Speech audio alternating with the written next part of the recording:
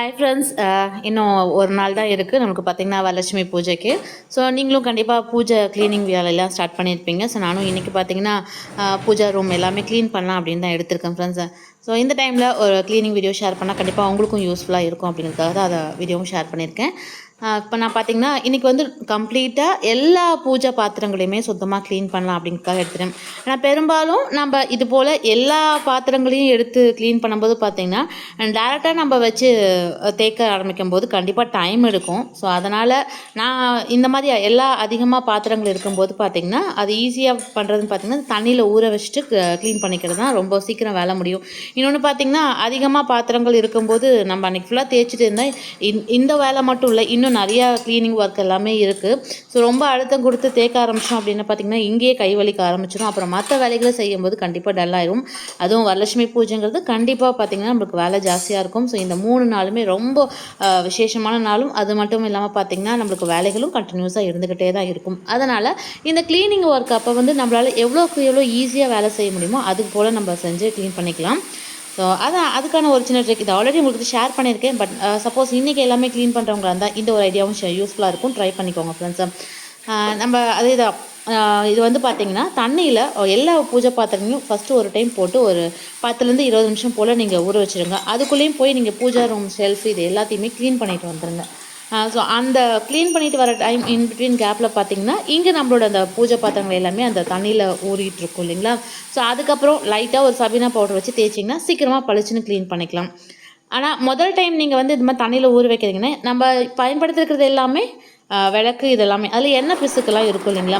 அதனால் முதல் தண்ணி மட்டும் கொஞ்சம் இந்த விம் லிக்விடோ நீங்கள் எது பயன்படுத்துகிறீங்களோ அதை வந்து கொஞ்சமாக போட்டு நல்லா அலசிட்டு அந்த தண்ணியை ஃபஸ்ட்டு கீழே ஊற்றிடுங்க. அடுத்த தண்ணியில் வந்து திரும்பவும் ஒரு டைம் வந்து நம்ம உப்பு லெமன் இதெல்லாம் போட்டு ஊற வச்சிடலாம் ஃப்ரெண்ட்ஸ். நான் இது ஆல்ரெடி இந்த எப்படி டீப்பாக நான் க்ளீன் பண்ணேன் அப்படிங்கிறதுக்கான வீடியோ வந்து ஷேர் பண்ணியிருக்கேன். இதே மெத்தட் தான். ஏன்னா இப்போ ரீசன்ட் டேஸில் நான் க்ளீன் பண்ணுறதுக்கு பயன்படுத்துறது இந்த மெத்தட் தான். இது ரொம்ப ஈஸியாக இருக்குது. அதுவும் குறிப்பாக நான் சொன்னீங்களா இந்த மாதிரியான பண்டிகை காலங்களில் நம்ம எல்லா விதமான பாத்திரங்களையும் தேய்க்கிறதுக்கு ரொம்ப ஈஸியான ஒரு வழியாக இருக்கும். அந்த லெமனை வந்து அறுத்து அழுக்கிற சாரை புழிஞ்சிருந்து அதேமாதிரி ஒரு கைப்பிடி அளவுக்கு வந்து உப்பு நான் போட்டு இந்த தண்ணியில் வந்து ஊற வச்சுருக்கேன். ஸோ அதனால் நம்மளுக்கு வந்து க்ளீன் பண்ணி எடுக்கிறதுக்கு ரொம்ப ஈஸியாக இருக்கும். ரொம்ப நேரம் அதை ஸ்ட்ரெயின் பண்ணிலாம் தேய்க்கவே வேணாம். சும்மா அந்த நம்ம சபீனாவில் என்ன பவுடர் வச்சுருக்கீங்களோ அதை வச்சு ஒரு டைம் தேய்ச்சி எடுத்துக்கோங்க. அதுவே போதும். நல்லா பளிச்சுன்னு சுத்தமாயிரும். ஃப்ரெண்ட்ஸ் அடுத்து பார்த்தீங்கன்னா பூஜை பத்திரத்தை நம்ம கஷ்டப்பட்டு தேய்ச்சி வச்சா மட்டும் போதும் ஃப்ரெண்ட்ஸ். அதுக்கப்புறம் நம்ம செய்ய வேண்டிய ஒரு முக்கியமான வேலைன்னு பார்த்தீங்கன்னா அதுவும் குறிப்பாக உப்பு தண்ணியை நீங்கள் பயன்படுத்துகிறீங்க அப்படின்னா உடனே ஒரு துணியை வச்சு சுத்தமாக தொடச்சி எடுத்துடுங்க ஃப்ரெண்ட்ஸ். ஏன்னா நம்ம எல்லாமே லெமன் இதெல்லாம் வச்சு கஷ்டப்பட்டு தேய்ச்சி வைப்போம். நீங்கள் தேய்ச்சிட்டு ஒரு அரை மணி நேரம் கழிச்சு வந்து துணியை வச்சு தொடச்சிக்கலாம் அப்படின்னு நினச்சிங்கன்னா கூட அந்த கலர் சேஞ்சஸ் உடனேவே தெரியும். அது குறிப்பாக இது உப்பு தண்ணியாக இருக்கும்போது நல்லாவே தெரியும்.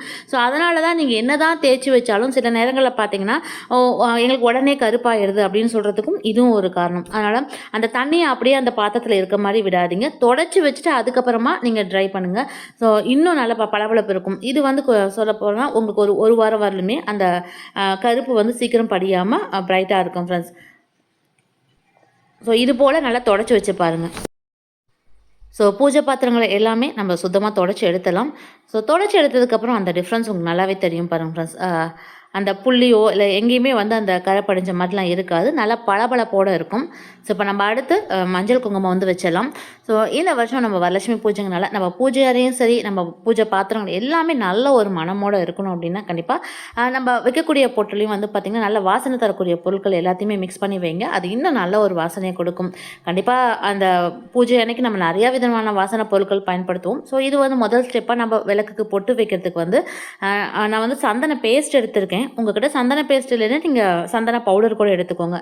ஸோ நான் வந்து ஈர சந்தனமும் அது கூட மஞ்சள் கலந்துருக்கேன். ஏன்னா விளக்குக்கு கட்டாயம் நம்ம மஞ்சள் சேர்க்கணும் இல்லைங்களா. ஸோ அதனால் மஞ்சள் அடுத்து கொஞ்சமாக வந்து பச்சை கற்பூரமும் சேர்த்துருக்கேன். அதோட எத்தனை பேர் இந்த பச்சை கற்பூரம் கொஞ்சம் மிக்ஸ் பண்ணி அந்த பொட்டு வச்சு ட்ரை பண்ணிக்கிங்கன்னு தெரியல. ஸோ ஒரு வாட்டி வச்சு பாருங்கள் ஃப்ரெண்ட்ஸ், அவ்வளோ ஒரு மனமாக இருக்கும். நான் மிக்ஸ் பண்ணுறதுக்கு வந்து பன்னீர் வந்து பயன்படுத்தியிருக்கேன். ஸோ அந்த ரோஸ் வாட்டர் ஸோ அதையும் நல்லா மிக்ஸ் பண்ணி நீங்கள் பொட்டு வைக்கிறதுக்கு தேவையான பதத்துக்கு அதை மிக்ஸ் பண்ணி எடுத்துக்கோங்க. ஸோ இந்த சந்தன மஞ்சள் பேஸ்ட்டை வந்து நீங்கள் விளக்குக்கு வந்து பொட்டா வைக்க பயன்படுத்திக்கலாம். ஸோ ஏன்னா எல்லா விதமான பூஜை பாத்திரங்களுக்கும் நம்ம இதை வந்து பயன்படுத்தி பொட்டா வைக்கும்போது அந்த வாசனை அந்த பூஜை அறை ஃபுல்லாகவே இருக்கும். ஏன் அந்த பூஜை நேரங்களில் பார்த்திங்கன்னா நம்ம வீடு ஃபுல்லாகவே நல்ல ஒரு நறுமணத்தோடு இருக்கும்.